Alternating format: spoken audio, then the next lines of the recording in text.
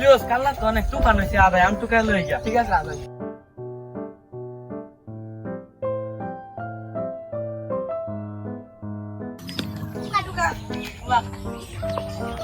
আম পারতেছি রে, খারা আইতাছি। খারাস কা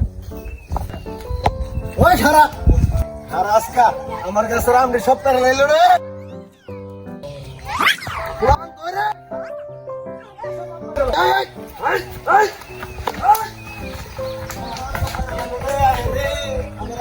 আমার আমগুলো সব বাইরে লাইছে কষা মশা রে। তোর আম গাছ লাগা খা বড়া। আম গাছ লাগে ধরছ তোরা? গাছের আম বসতেছে বড় লোক হয়েছে আম টুকাই বাদ দে না বেটা। গতকাল রাত্রে তো অনেক তুফান হইলো, আম গাছ তোরা দেখে অনেক আম মনে হয় পড়ে গেছে।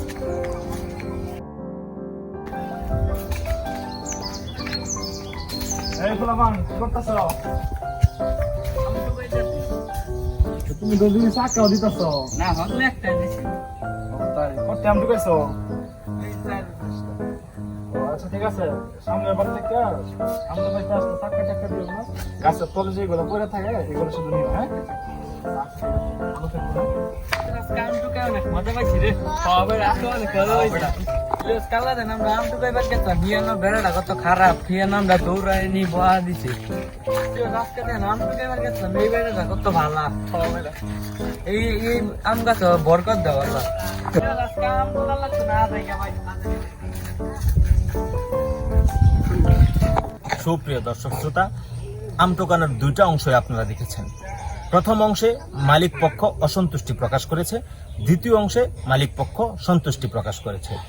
যদি মালিক পক্ষ অসন্তুষ্টি প্রকাশ করে তাহলে ওই গাছের ফল টোকানো কখনো যাবে না, আর যদি সন্তুষ্টি প্রকাশ করে তাহলে সেই গাছের কোরানো জিনিসগুলো টোকানো যাবে। এই ভিডিওর মাধ্যমে আমরা আপনাদেরকে এটাই জানান দিতে চাচ্ছি যে কোনো গাছের ফল যদি টোকানোর ইচ্ছা হয়, যদি মালিক পক্ষ মনে করেন অসন্তুষ্ট তাহলে ওই গাছের ফলগুলো আর নেওয়া যাবে না। যদি মনে করেন মালিক পক্ষ সন্তুষ্ট, এতে কোনো সমস্যা নেই, তাহলে আপনি ওই গাছের ফল কুড়িয়ে নিতে পারবেন।